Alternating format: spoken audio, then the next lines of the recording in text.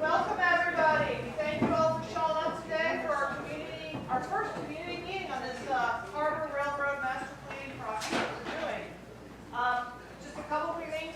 Take a seat on the benches or on the chairs. We can pull out more chairs if we need to. You're not going to be sitting for long. This is a sort of a walk tour through the building, and Catherine's going to walk you through it. So I'm actually turning the floor to Catherine Redfern from the Berkeley Group. Thank you. All right, thank you all. Thank you all for showing up. It's wonderful to see so many folks here. And we've also got we've got at least 5 people joining online. So if y'all online, just make sure you stay muted for the presentation. If you have questions or if you have comments, you can use the chat feature in Teams, and we'll hope to debrief at the end of this, and I'll read through those questions if you got them.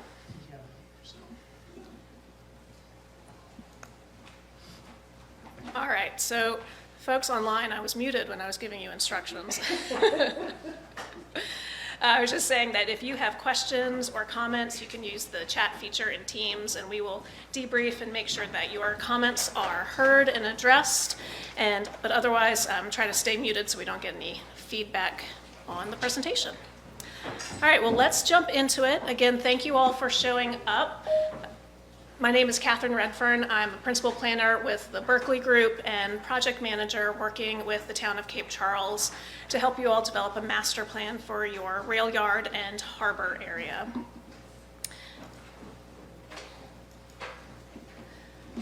The objectives for our workshop this afternoon are first to introduce the project, what it is, what the purpose and outcomes are, what the process is, and how you all can continue to be involved in this process. We'll then break, and you all will get to stand up and move about the room and interact with these maps and posters that are posted around the room. And then hopefully we'll come back together and we can talk about some of the things that you all saw, some of the things that you all have to share with us, and discuss any questions that you all have from here. So let's start with what this master plan is. So working with the community, we are developing a master plan for the 50-plus acre former rail yard site and harbor area, and really focusing on their relationship to the town as a whole, how this site can be redeveloped, reinvested in, and improved really for the benefit of the Cape Charles community.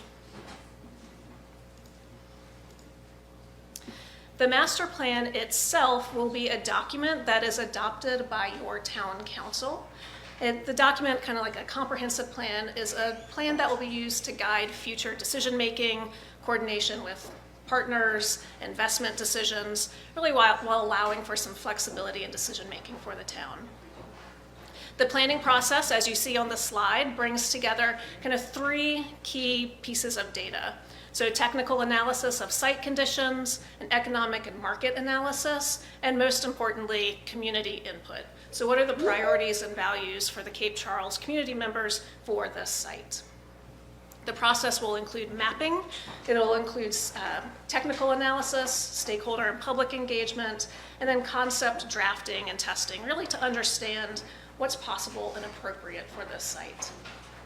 The planning horizon, so we'll be planning for a 10 to 20 year planning horizon, meaning that we're planning on incremental change, right? This plan isn't going to happen overnight. So we'll be suggesting strategies and projects that can be probably phased over the next 5, 10, 15 plus years. And the final deliverable will be a clear, illustrated master plan that includes a summary of existing conditions and community input, some action strategies or guidance for implementation, so how we're going to do this thing, and then this concept plan. And I'd like to take a minute to talk about what a concept plan is, because this is really the backbone of the master plan. So a concept plan, and you see an example of one on the screen here, is the graphic element of the master plan, supported by technical analysis as well as implementation strategies. This document, this graphic document, is really a community-informed vision that reflects what we hear from you all from the surveys, through these public input meetings, through conversations with staff and town officials.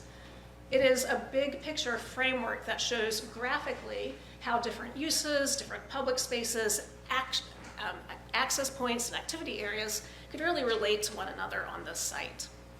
But it's important to note that this is not, in fact, a final design, right? This is not a construction document. It's not an engineering document, nor does it necessarily approve this particular development or change zoning on the site.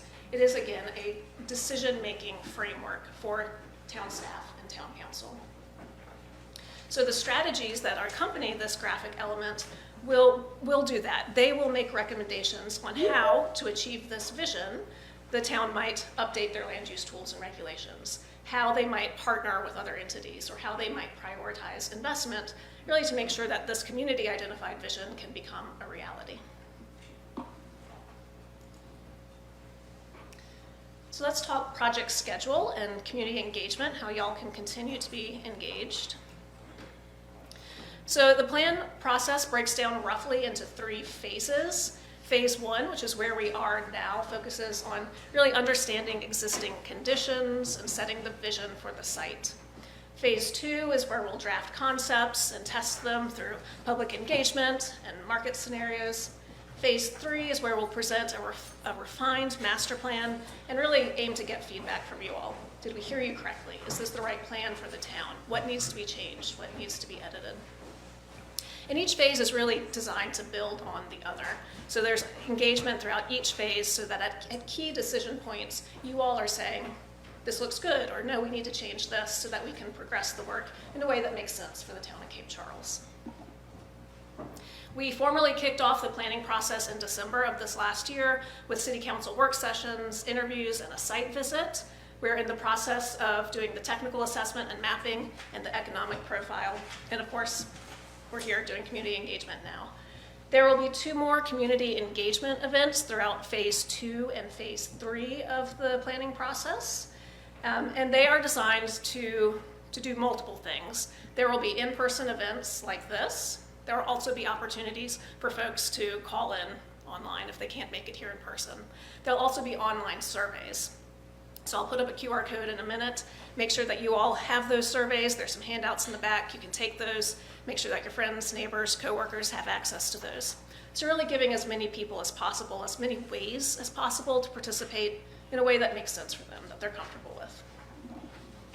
Start to finish, this is about an 11-month process with final presentation of the plan to town council late summer, early fall of this year.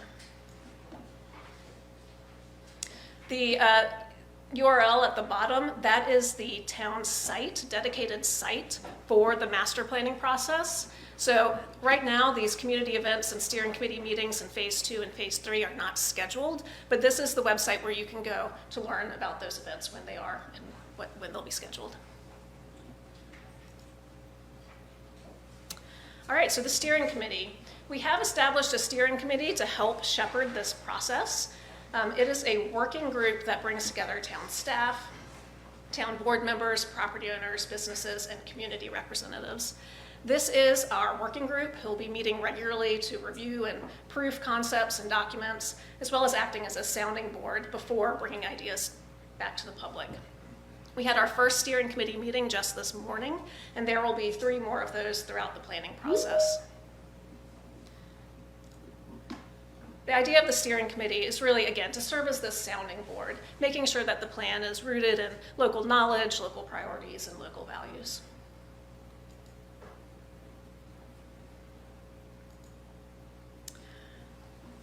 But perhaps more important is community engagement. Community engagement is the backbone of any good planning process, and this plan will be no different. The engagement plan for the master plan is really designed to be an ongoing conversation, not one meeting, one survey, but again, decision-making happening at key points along the process, really so that your input is shaping the work that we're doing. Phase 1, which is where we are now, focuses on value, vision, and priorities, really before any concepts are developed. Phase 2, which will be roughly in spring of this year, we'll be shifting to reacting and refining concepts, looking at building form, building shape, character, uses. And then phase 3, which will be summer of this year, we'll be looking at a complete draft of the plan and again, asking for your feedback. Did we hear you right? What else needs to be added? What needs to be changed? And again, throughout each of these phases, we'll have in-person events that can also be done online, we'll have surveys, and then we'll have our steering committee meetings. And you'll see these steering committee meetings are intentionally placed before and after public engagement, really creating that continuous feedback loop between what we hear from you all and what we hear from them. All right, that was a whole lot in 10 minutes. Are there questions? I really want to get to the mapping exercise. Questions about the process? Is this going to be posted online? The presentation? Yeah. Yes, we can do that. About 4 slides back, one of the people involved in the process is the owners of the property. Will the property definitely be coming into town hands? That is not information that we have now, nor will the master plan necessarily be making a recommendation on that. The purpose behind the master plan is to set a vision for what the site should look like and how it should function for the best interest of the community, independent of ownership. Yes, sir. Who owns the property? There are multiple owners of the property, and when you're walking around looking at the maps, you can see property lines. They're fairly faint, but you can see that the boundary, which is in the dark black line, there are multiple properties within the study area. The largest piece of property, the old railroad area, will that get released to the town? We don't know that yet. So this is theoretical. It is a visioning exercise, yes. Yes, Jack?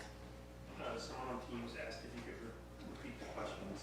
Oh, okay. Yes, I will repeat the question. So the question had to do with ownership, who owns the property within the study area. The study area is comprised of multiple parcels and multiple owners. Kevin, if I could just to reiterate, the railroad properties, the biggest exercise and component that we are hoping to achieve in this master planning process is we know it won't be a railroad any longer. It will not be used for railroad, rail yard purposes whatsoever. So what do we as a town hope to see as the vision for that area, whether the town becomes the owner of that land or it goes into private ownership, as is a whole parcel or multiple parcels. It could be subdivided along the way.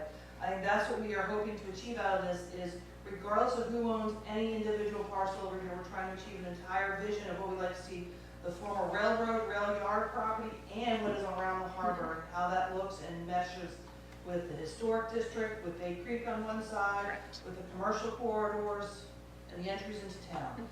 Sorry. No, thank you. That's a good segue to the mapping exercise. We have another question. Can you speak briefly to any environmental assessments that have been done there, since obviously it was going to be industry using that property for Yep. decades? There are some phase 1 environmental reports that have been done. This is all part of the data collection, which we're doing right now, so I don't have details to give you at the moment. Other questions? Okay, so what I really would like to do is to get you all up and looking at maps and providing your input.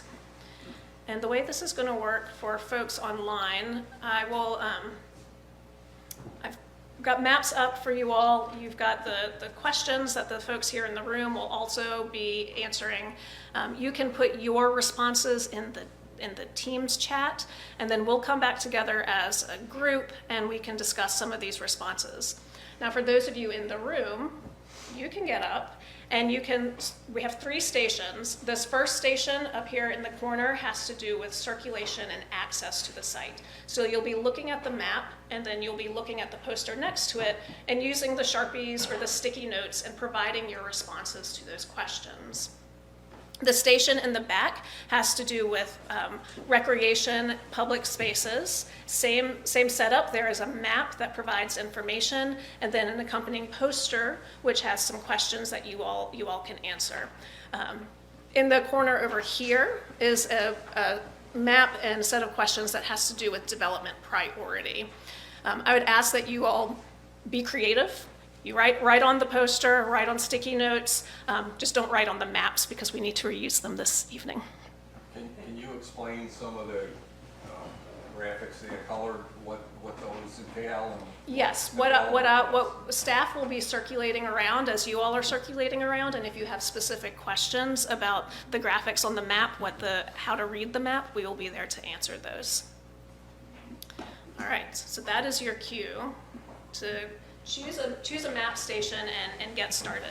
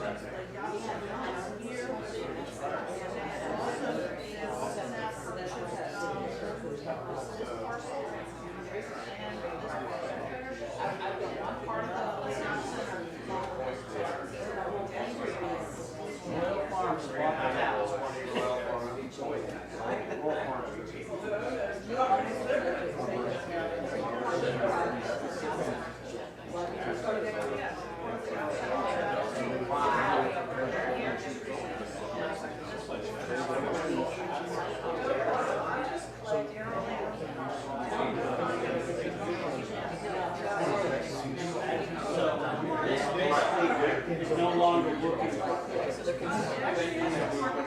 mean, they're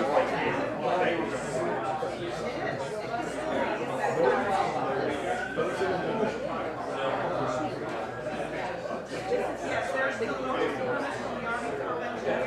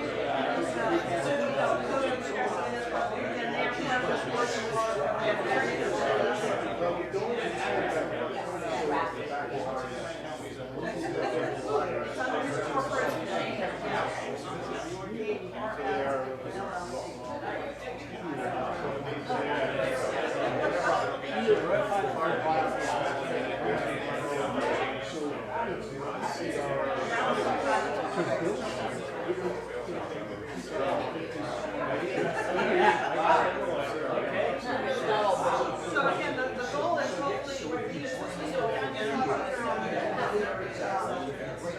CEOs or whole area. Not just around the whatever council you have. basically. Okay?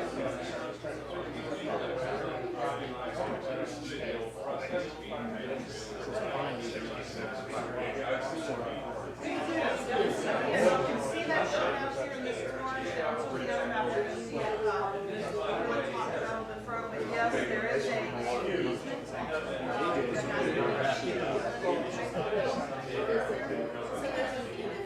Basically, you can walk this out 15 miles.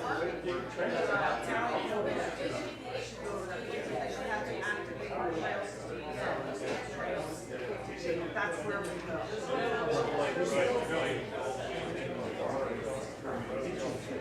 That's part of the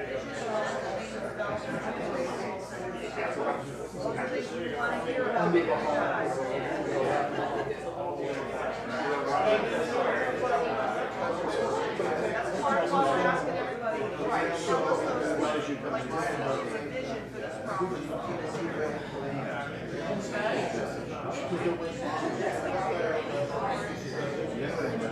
So come back to the first thing, so go to the other ones just to get everything. Definitely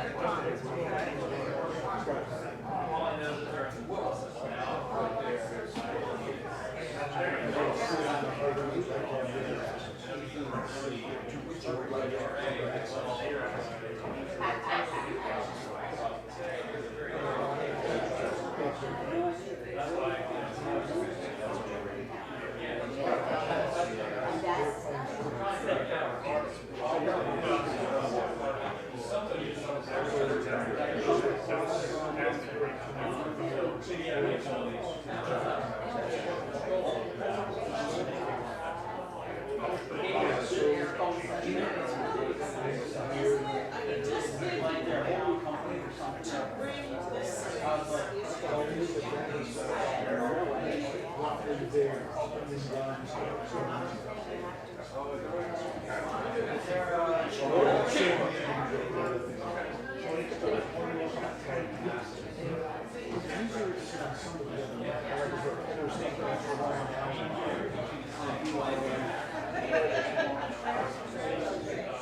This whole station balance, where would you like to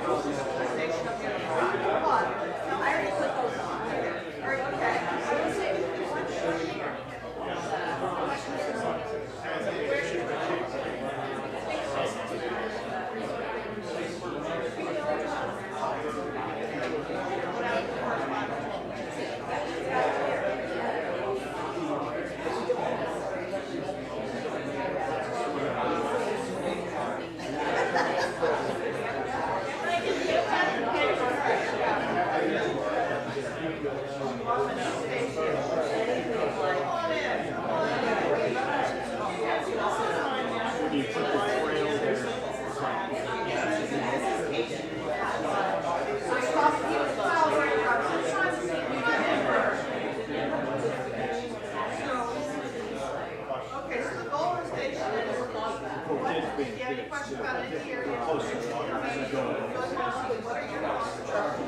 Development curve here, options have, part of the system, where the shack is highlighted, which one should take priority? What portion at a time should be plot A, plot B, C over here starts, really important, I think, what should happen on the parcel as well.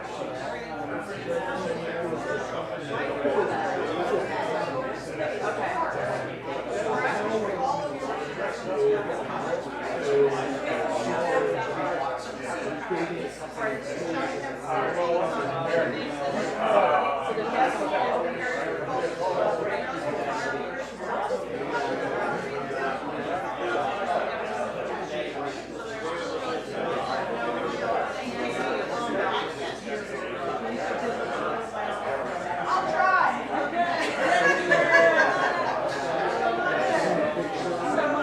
So really, it's the vision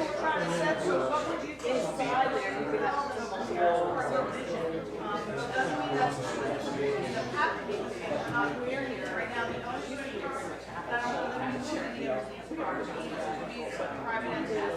So we can set a vision of what we're telling people, like what we'd like to see develop.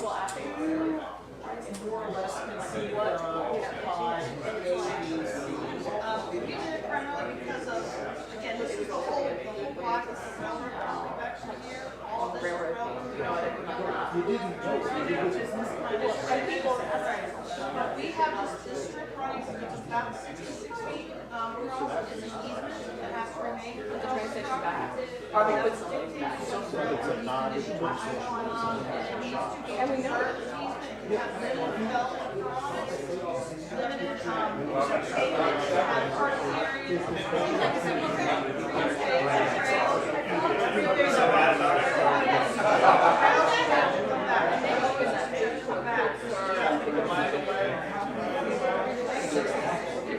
so rough approximation.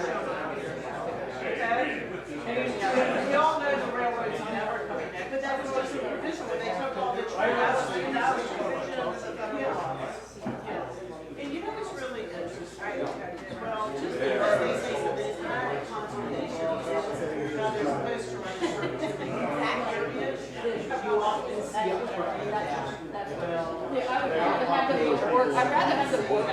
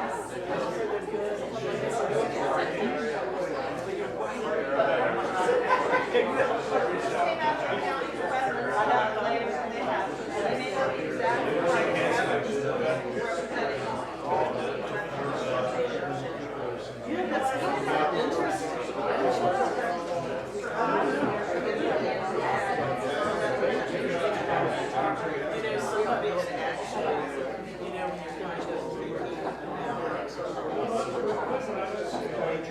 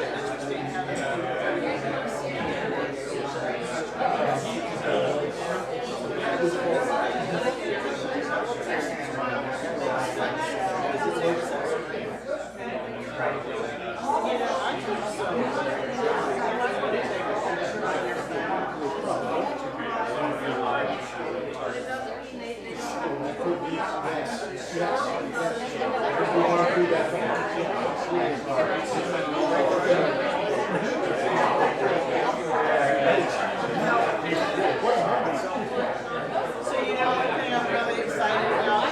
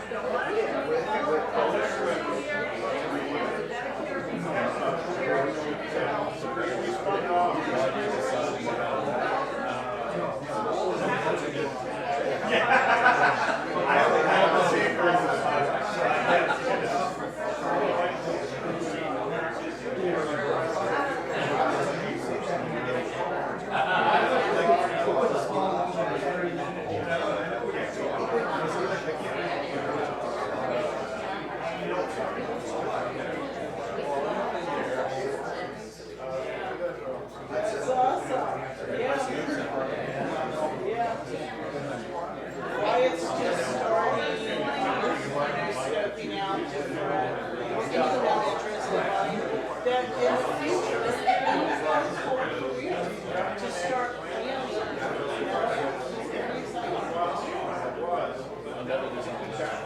She got busy having a baby.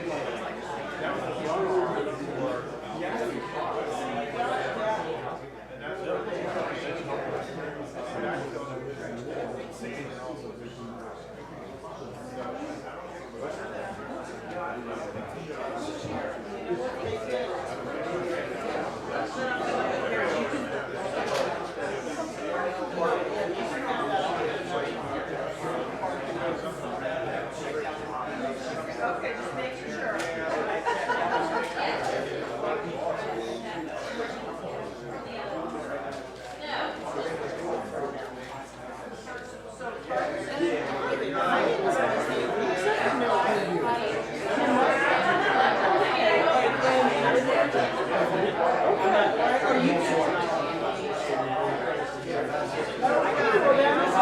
So that is why you're here. And I guess the scope of this is primarily coming in or what is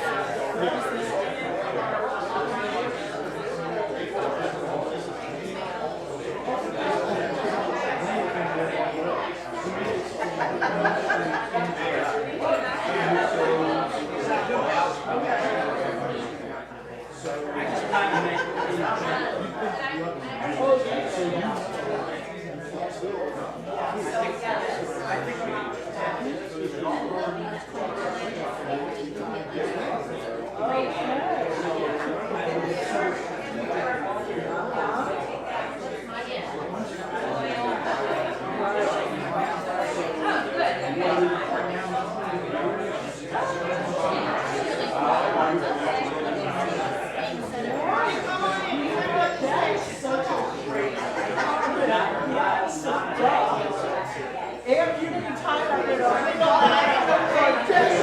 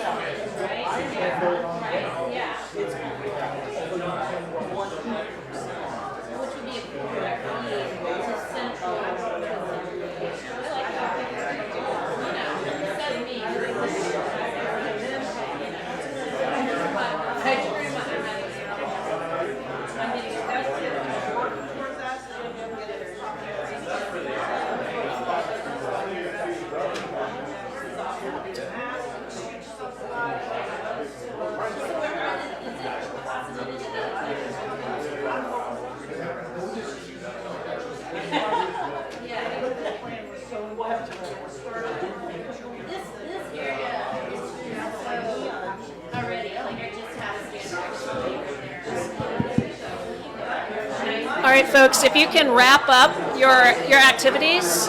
We've got 2 minutes. 2 minutes and we'll come back together.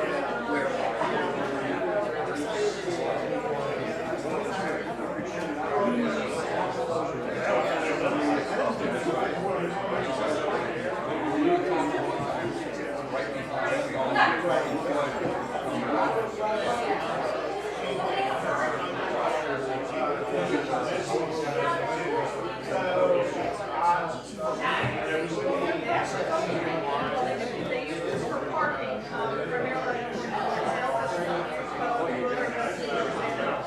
parking.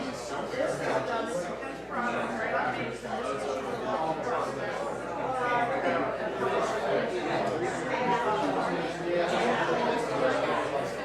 You're right, they did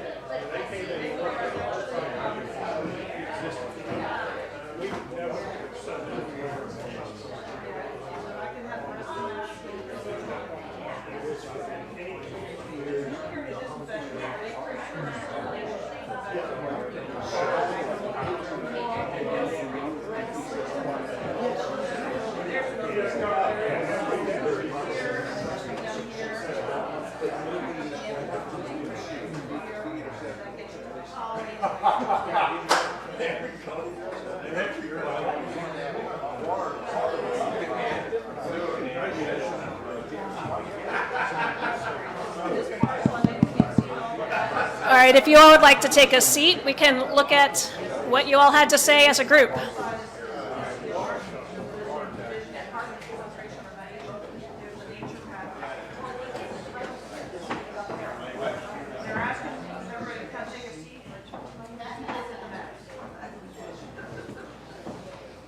right, I hope that was fun and informative. It's great to see so many conversations and so many ideas. What I thought we'd do is we just take a couple minutes to look at these each as a group, and if there are any additional questions, we can try and answer them. And then I think we've got some comments from folks online that we can talk about as well. So we'll start with this connectivity map. It's shown on the screen. And the question was selecting which streets we thought provided the greatest connectivity and benefit to the harbor. And it looks like by and large people chose Peach Street and Fig Street. Does someone want to talk about why those have the most benefit for connectivity for the site? Just raise your hand. You have a thought? Fig's kind of out of the question now because they got a parking lot there. How are you gonna put that back? That's a lot. Man, it's gonna be kind of tight. I mean, Peach Street has two separate roads for each way. I put it because I always put myself turning down that when I'm going downtown. So that was Peach Street, is that what you said? Yeah, for me, every time I go to Mason, when I'm going further down, I always seem to turn down Peach. So Ray Street as well. I was thinking more about connecting the harbor to the town, rather than the other way around. So I think Peach Street accomplishes that. Strawberry Street would be the ideal one, but the garage is there and you can't drive through it. So I think Peach Street. So you were answering from the perspective of vehicular access. Yeah. Oh, that's what I thought you meant. It was purposely open-ended. Yeah. Because I said Fig because it seems like it's better to keep the traffic at the end of town as opposed to coming through in the middle of the street. That's a great point. I don't know if everyone heard that, but that Fig keeps heavy traffic away from town. So we had folks responding Peach and Fig as key connectivity points, but with the perspective of vehicular connectivity. Let me pose the question: if I'd said pedestrian or non-motorized connectivity, which would be your choice? Strawberry. Strawberry. Easy. All right. The next question here was which key features or landmarks should be better connected to the waterfront and the harbor area. And the top three answers were shopping, Central Park, and the beach. I think Central Park and the beach are pretty obvious, but what did y'all mean by shopping? Mason Avenue, Strawberry Street, and Peach Street are the shops. So the commercial cores, okay. And how talk about how they would be connected. What does that mean? Like, are we talking an extension of that commercial area into the harbor area, or just being able to get access to Mason Street? I think being able to get access. If you come in on a boat now, it's not obvious how you can get out there. It's kind of So a disconnect right now. Yeah. And I feel like it's a huge, huge benefit in this town to have that harbor within walking distance of all of that activity on Mason and the other streets. Yeah. Because other harbors in Chesapeake Bay don't have that. Yeah. They're in the middle of nowhere. So this is like a huge draw to me that we're not using fully. And if you connect those two elements, I think you get a whole bunch of boating, tourism coming in. Yeah. So enhancing the visibility of and connectivity to Mason, folks who are perhaps coming in, transient boaters who are coming in. And the Central Park concerts, just make it easy for those folks to get there, beach, all of it. All right, the last question here was, are there areas in the harbor that you'd like to have greatest access to? And you all answered harbor.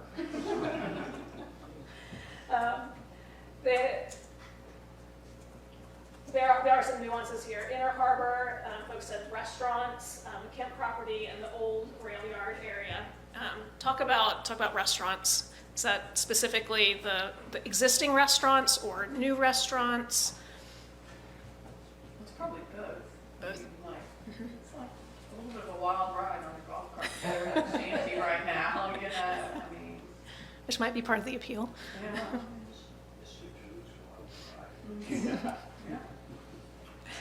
I can speak, I actually didn't write anything down, sorry, I'm John, I own the Shanty, so I can speak to the connection to the Shanty, meaning a wild ride is absolutely 100% true. And additionally, you know, lighting is certainly something we find, you know, in the summertime it's not nearly as much of an issue because we're talking about, you know, 8:30, 9 o'clock sunsets and twilight, you know, you can pass the 9 o'clock hour. But we find that the harbor itself, especially this time of year, one of the reasons that we're only open for lunch this time of year is because if you drive over there at 4:30, 5 o'clock, it feels like you're at the end of the earth. Yeah. It doesn't feel very inviting to guests as they're pulling into the parking lot. And it's also sometimes, you know, a bit of a safety concern for our staff and our team leaving at night and, you know, the parking lot itself. So connectivity, I think, and some lighting over there would be helpful. Yeah, great point. Other thoughts about connectivity? Things you want to brace? Yes, Katie? Can I just, I'm gonna lob, sorry. Did anybody talk about the hump? Yes. Any thoughts on it? Keep it? The hump? The question was thoughts on the hump, and I heard bomb. Does the hump have to continue to exist across the rail lines because they have a right of way and an easement? Or they could just put tracks everywhere. But even though it's an easement, you can still have a road on top of the Yeah. easement, because the easement, you can take the road up Yeah. if they had to. Or you put in crossing guards in case the tracks get reutilized. Yes. Just throwing it out, I'm not weighing in one way or another, I just wanna make sure I think where everything's on the table for consideration. That would open up Big Street to go through. Yes, Yeah. exactly. I mean, right now, Big goes right into their construction trailers and lots left. The hump takes up a lot of unnecessary square footage by making that bend. And it's not that, you know, if you talk about a day down the road when there are more people here, and more people coming into not only the town, but a more densely developed harbor, it's not a very safe turn to come down the hump and go left. I mean, it's basically where you have to look is right in the blind spot of most vehicles, so from that regard, I'd love to see it. And you can still give directions later of where the hump used to be. And I'm just gonna throw in, just if you wanna, yes, removing the hump and changing that is a financial commitment, and it's a state project, they would take a lot, but this is the point, this is the vision. This is our chance to kind of dream. I wanna make sure we're all dreaming, and really thinking, and just make you realize nothing is off the table in the dream. VDOT used to have that in their long-range plan, and I don't know that it still is, but are we saying that we'd like to get them to put it back in their plan? I mean, they're gonna have to fund it. Right. I think that's why I wanna make sure we at least raise it in these conversations for the community to know it's a consideration and weigh in if you want to. That's all. I'm not trying to steer one way or another, but I just want you to know, everything's up for consideration in your vision. And I don't know where this fits in, but making it pedestrian friendly to get into the harbor area. Yeah. So for folks online, the comment was making pedestrian access friendlier into the harbor area. Is that accurate? Yeah. Yeah, and that was part of why I asked the question about Strawberry Street, which was the overwhelming response. How do we provide for not just vehicles? It's a historic town. It was designed for people to walk. So, yeah. All right, other thoughts about connectivity? Going once, going twice? Okay, the next one is development priority.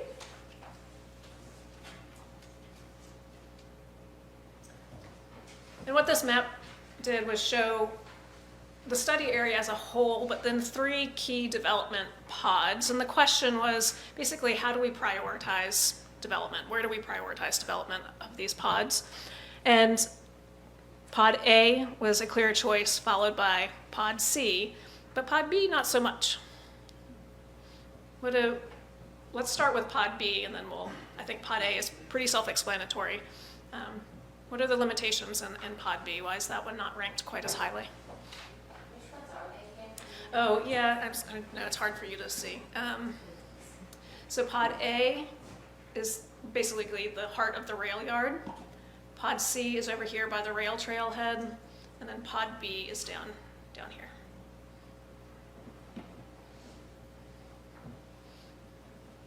Well, personally, I just don't think developing Pod B adds much to the harbor or the commercial district, so it would be my last priority. I feel like doing Pod A enhances the harbor, it uses the harbor, it enhances the commercial district. But Pod B just is like off there on the side. It doesn't really add much. As a prior, I mean, eventually it could be wonderful, but prioritize. I think Pod A is priority. Someone had written additional pickleball courts, that'd be a great place for them, I'd be in my opinion. Yeah, and that's a good segue to the next question. You know, we asked here generally what types of development would you like to see in the harbor area. I'm going to flip that up a little bit and say what types of development in each of these pods. So if we're developing Pod A, which of these development types that you identified goes in Pod A, which goes in Pod B, which goes in Pod C?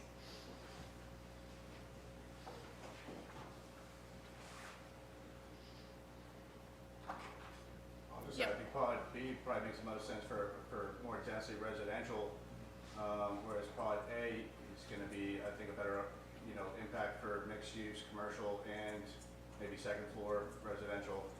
I think too, having a conversation with somebody smarter than I am, like in Pod A, you're gonna have a hard time finding people to purchase that property for the price that it's gonna be. If we're talking about parking and outdoor event space, they're gonna be looking for some type of economic challenge here.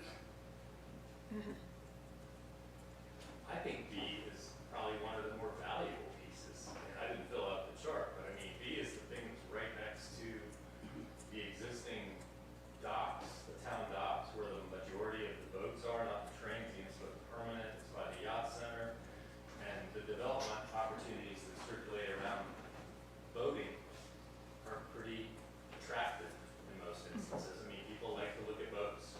And you have, from that piece of property, I mean, you have a water view straight down the harbor out into the bay. So I've always thought that was kind of right for, I mean, whether they're restaurants, bars, I mean, adjacency to those types of things. I mean, there's some impressive boats that come in there. And, I mean, the Hilton Head Harbor in South Carolina, no, I'm not trying to become Hilton Head, circulates its development in Harbor Town right around that area. So. Is there a hand over here?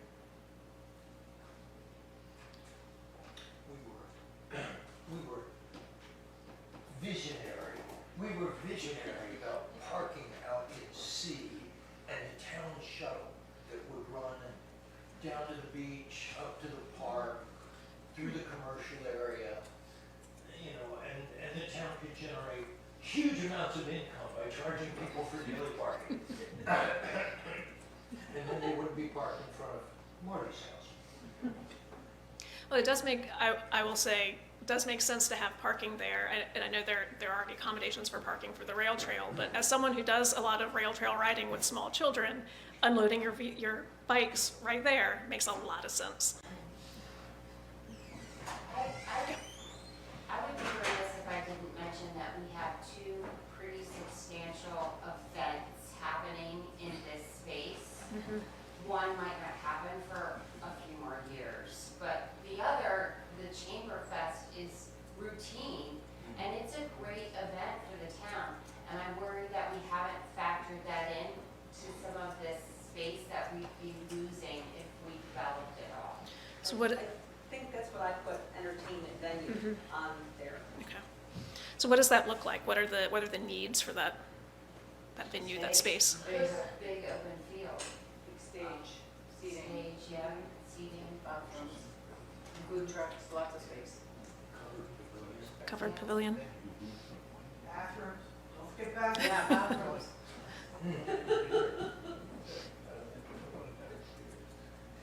Okay, other thoughts about development priority, development types? I know this is just the tip of the iceberg, right? We've got a lot more work to do, but this is great conversation. All right, I think the next, final is recreation and open space. Yes, this one. So this is where we are asking about what do we do with this rail easement? What do we do about trail connectivity? What do we do about open space in this area? And the first question here had to do with that easement, and it's actually labeled on the slide. And so knowing that we can't put vertical buildings in this space, what do we do? And trails got probably the most check marks, followed by public parking and parks and rec. Any specific comments on I have that? one question Yes. for Katie. What do you think the setbacks would be off an easement for building? Just so you guys get an idea, the easement's right now 66 feet, that's 150 feet. You're That right to green- the edge, as long as the easement is surveyed and mapped, and we know where it is, it'd be right to the edge of the easement. Yeah, just keep that in mind. So So you right now- maybe like 6 inches off that property line. All right. Just so you guys all understand. Right now, that easement, that green area is about 150 feet wide. Yeah, the green area on this map is just diagrammatic. The development map we were looking at earlier actually shows the easement area. That's why I'm trying to get that out, just so that people can envision 66, it's not generally gonna be that whole thing. Any other comments or thoughts about what to do with this easement? I mean, it butts right up against the town parking lot, which is what the Shannon gets to use, plus the inner harbor uses it also. I mean, you have the possibility of putting 2 extra rows of parking, almost the length of both parking lots right there. And it can make it non-pervious, so we don't have to deal with any of the runoff happening, even though we've got some B&Ps on the other side that were put in when they reconstructed that whole thing, that 15 years ago, something like that. So, I mean, part of it can actually be used for extended parking for both directions, north and south, not just to the harbor, but it could work for the other side for housing. And that's a substantial amount for the length of it.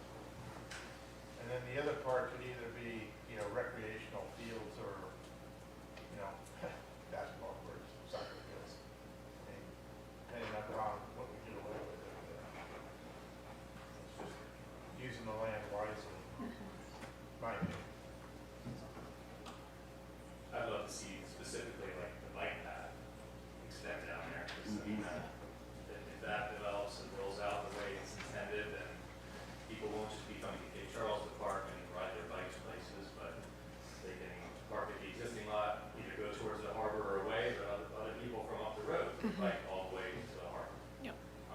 And then parking specific, the easement butts right up against to where the boat ramp parking is. And that's already on weekends full. The amount of development we're seeing, not only here in town, but in neighboring communities, the ability to drop your boat and have a place to put your truck and trailer while you're on the water is already taxed, so that would be a natural spot for that. That's a great point. All right, the next question here has to do with open space, plazas, and connectivity. And we answered this in part in the first map. At Strawberry Street, obviously extending that. It's a great pedestrian connection. But then equally important, according to your responses, is this waterfront boardwalk area. You guys want to talk about what that looks like, what you would like for that to look like? Well, the rails to trails, the community trail project initially had community trail going all along the waterfront, from the beach, all around the harbor. I think that's part of it's done. The rest should still be in consideration. Where is it done, Bill? So it's, right, well, it's down by the Shanty right now, and it goes down to the harbor, almost to Marina Road. So, but if there's nothing past the Shanty, so you can take it all the way up, that red dotted line up there, all the way up to the beach. But it would also go all the way around the harbor. That was originally done, so.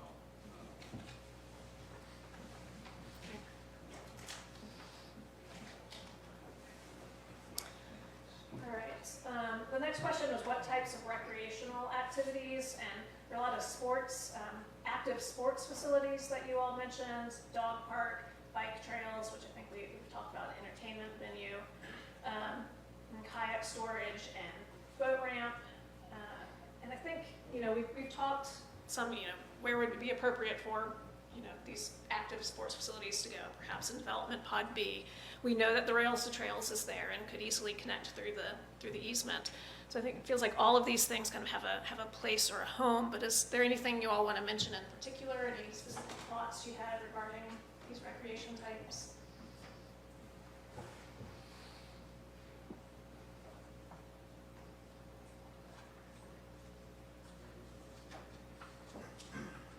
All right, hearing none. The last question, I think, it's a bit of a repeat. It's talking about path and trail connections, pedestrian and bike. Obviously, a lot of support for the community trail, which we just spoke about, a lot of support for the Rails to Trails connection, and perhaps less support or less knowledge about the potential for a trail connection down to the Bay Creek neighborhood. Anyone have any additional thoughts that they want to share for the good of the group about pedestrian bike trail connections? What you'd like to see or not see? I'd like there to still be a golf cart path that traverses the area so that you can still get from Bay Creek through the harbor and into the historic district. So the POA is currently designing and getting ready to construct a golf cart path that comes out from the main gate of the south side of Bay Creek and goes parallel to Cassup Parkway and then reaches the 642 in front of the Roosevelt School where it can dump out onto the street because that street's now been downgraded to 25 miles an hour. So there will be access from Bay Creek on a improved path. Do we think developing these 3 pods, some with potentially high-density housing, golf carts might not be an option at that point? An option in what manner? In the matter of how many people are going to move into this area, it's already something of an issue, golf carts around town. Well, I mean, the community right now is a golf cart.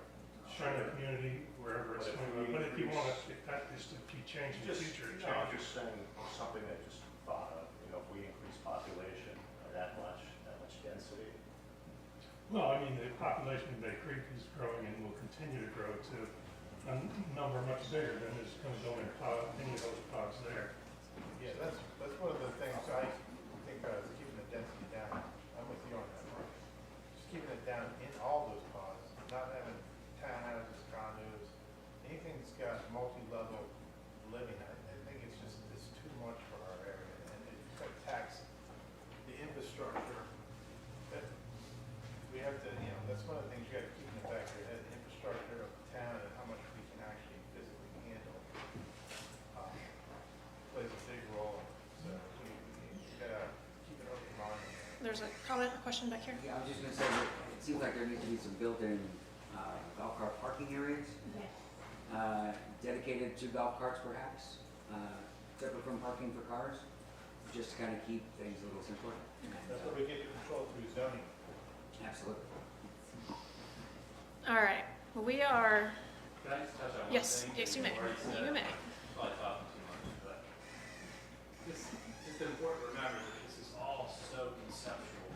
Yep. And that if the zoning were in place and everything, and you had ownership and plans, if today we said, let's do it, it would take 5 years before somebody put a menu in front of your face at a restaurant in any of these areas. So these are very long-term thoughts that we're having right now. And even the developers who ultimately purchase and develop this property will do an incredible amount of due diligence as to whether or not this market can sustain this level of density and development. And it'll be a long time before that happens. But if you had talked to the people in 1920 who lived in this town, they would have laughed at the idea that we'd ever have a golf course community on the other side of the railroad tracks. So, you have to kind of have both a current mindset and a futuristic mindset about kind of what we're trying to set in place for down the road. Yeah, that's a great point. This is a long-term plan, very long-term. All right, well, thank you all so much for your time. This was really, sorry, Jack, go ahead. Yeah, I got a couple questions from people on Teams, so I just kind of want to rattle them off. The first one, will the master plan include architectural design guidelines? The question was, will the master plan include design guidelines? The master plan will likely include recommendations to create design guidelines. What infrastructure capacity exists today to support development of water, sewers, stormwater, power? In other words, what growth capacity exists and what would need to be increased to manage? This should be clearly understood to help frame housing and community uses have drastically different demands. And I'm asking what exists today, what will require expanded infrastructure? So the question was about infrastructure. How much infrastructure is there to support development? That's part of the existing conditions reporting that we're doing now, the technical analysis. That will be part of a report that will probably be available in a month and a half or so. On the connectivity map, arrows highlight the opportunity for flow from interaction between the historic district into the master planning area. Are there preservation professionals or historic architects involved in the master plan development process? That would be me. I'm a historic preservation professional. Yes, is the answer. But you gotta keep in mind, this is not part of the historic overlay. So you gotta come at this from knowing where the overlays are. So, yeah, the question always comes up to council. One of the things is we can try to push for guidelines to mimic or replicate it, but it will never be historic. No, and that's true. That is, the site we're talking about is not within the historic district, but it's adjacent to it. So we need to make sure that we're respectful, correct? All right. Any more? The last one is the Cape Charles Historic District guidelines indicate that a portion of the area addressed by the master planning is within the boundaries of the historic district. Is this accurate? If so, are there plans to reference the historic district review guidelines or include development guidelines as part of the master plan? I think we answered parts of that already. I might have missed the first part of the question. Did you hear it, Katie? I did, and so when you look at these maps, you got this little bump out the other way, this little area here. That area, as you go to Mason, that is covered under the historic district guidelines per zoning map and under the historic district map consideration.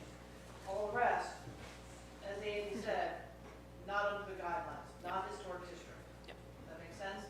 So where Strawberry, the two buildings, Strawberry Stations, Patrick Hand building, D building, those were all governed by the historic district guidelines.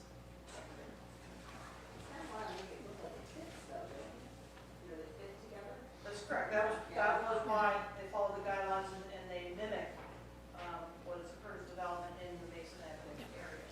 And our next round of public engagement will get more into design. What does this area look like and feel like? So stay tuned. That's the plug for, first of all, your homework is to take this visioning survey, to take the flyer with you and distribute it to your family, friends, and neighbors. And then also to make sure you stay up to date and follow the town's site or page that they have set up for this project. That URL is on the screen. That's where we'll post when we have dates for those upcoming public engagement events. We'll post those there. I guess you'll also post them out on Facebook and your other advertising avenues. All right, well with that, thank you all so much for your time, and I look forward to hearing more from you all. And if you